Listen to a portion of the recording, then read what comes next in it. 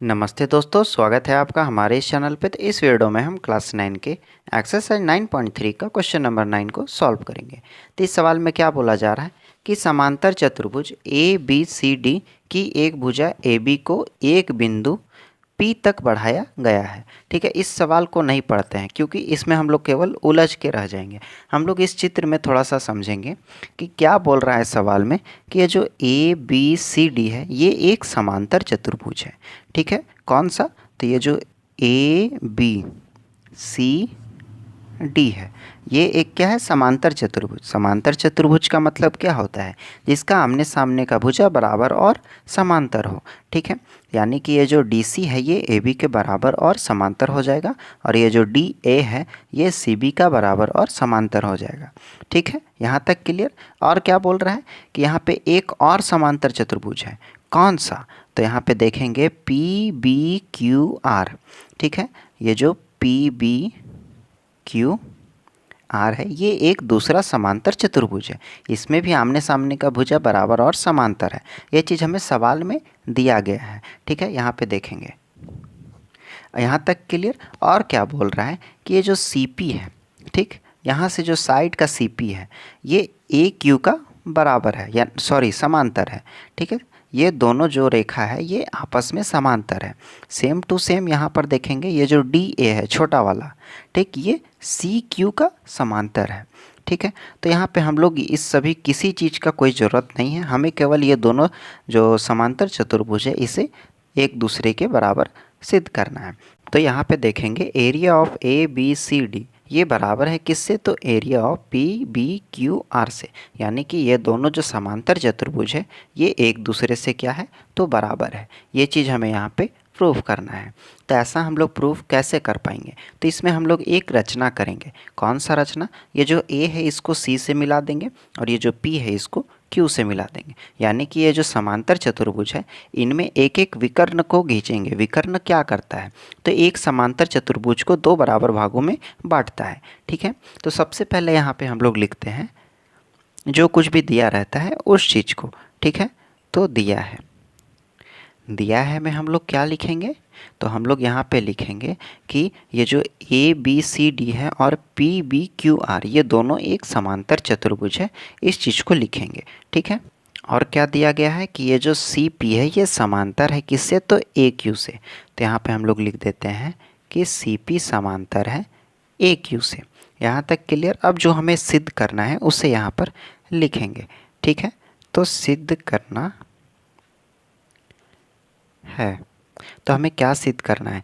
ये जो area of A B C D है, ठीक, ये जो समांतर चतुर्भुज है ये area of P B Q R इससे बराबर है। इस चीज़ को हमें यहाँ पे सिद्ध करना है।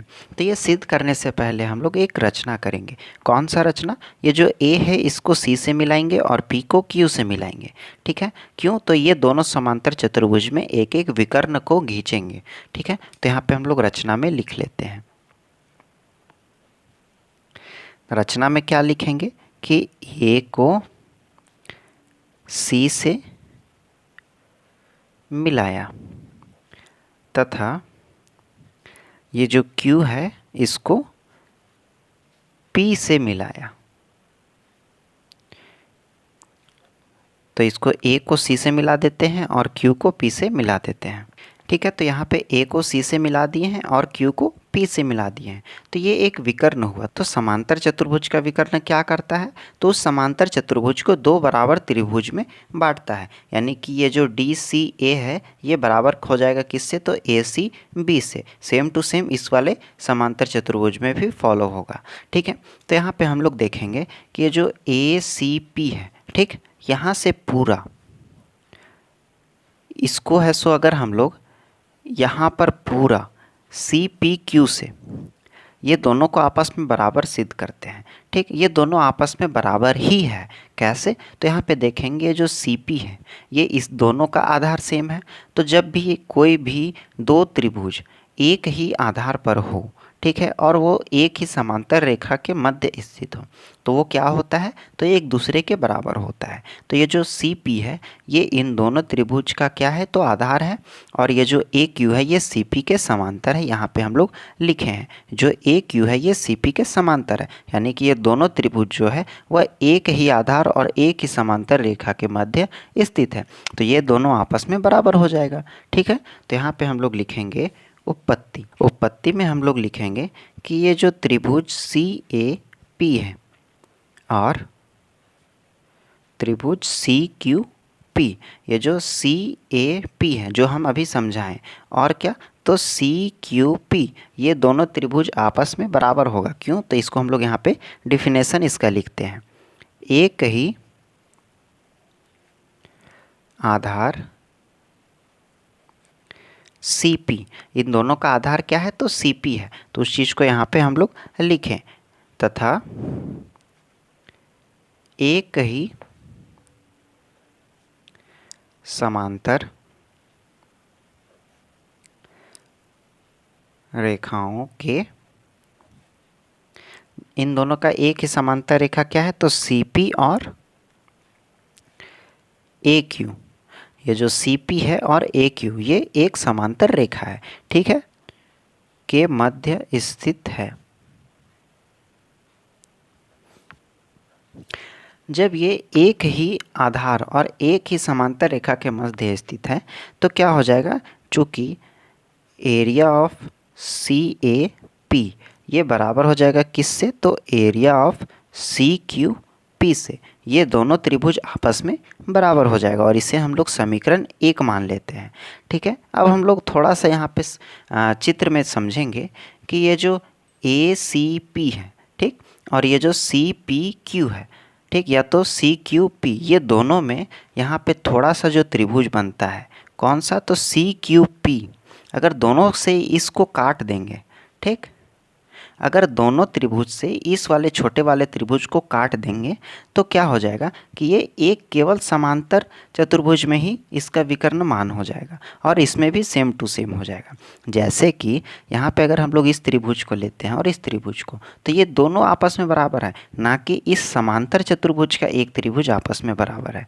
ठीक है, यहाँ तक के लिए, तो अगर हम लोग सी बी क्यू को इन दोनों त्रिभुजों में से काट देते हैं तो ये जो ए सी बी है ये बराबर हो जाएगा किससे, तो बी क्यू पी से, यानी ये दोनों आपस में बराबर हो जाएगा। जब ये दोनों बराबर हो जाएगा तो ये जाहिर सी बात है इससे हो जाएगा और ये इससे, तो दोनों जब बराबर ही था तो ये दोनों समांतर चतुर्भुज एक दूसरे के बराबर हो जाएगा। और ये जो सी बी पी है ये दोनों त्रिभुज में आ रहा है, तो LHS और RHS दोनों तरफ से काटेंगे तो कोई प्रॉब्लम नहीं होगा। ठीक है, तो यहाँ पे हम लोग लिखेंगे समीकरण 1 के दोनों पक्षों में area of C B P, ये जो सी बी पी है इसको घटाने पर, ठीक है, क्या हो जाएगा यहाँ पर, area of C A P minus का क्या करना है, तो area of C B P, और ये बराबर हो जाएगा किससे, तो area of C Q P minus का area of C B P. ठीक है, अब इस चित्र में थोड़ा सा हम लोग फिर देखेंगे कि ये जो सी बी पी है अगर इसको हम लोग हटा देंगे तो हम लोग का हाथ में क्या आ जाएगा कि सी ए बी ये बराबर हो जाएगा किससे, तो क्यू बी पी से, ये दोनों आपस में बराबर हो जाएगा। तो यहाँ पे हम लोग लिख देंगे area of C A B ये बराबर हो जाएगा किससे, तो area of Q B P से।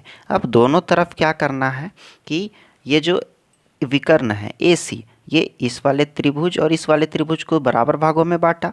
ठीक है, तो अगर हम लोग इस समांतर चतुर्भुज को वापस लाना है तो ये वाला त्रिभुज को 2 से गुना कर देंगे तो ये पूरे समांतर चतुर्भुज के बराबर आ जाएगा। सेम टू सेम इसमें भी इस वाले त्रिभुज को 2 से गुना कर देंगे तो ये पूरे समांतर चतुर्भुज आ जाएगा, और ये दोनों आपस में बराबर तो है ही। ठीक है, तो यहाँ पर हम लोग इसको लिखते हैं कि दोनों पक्षों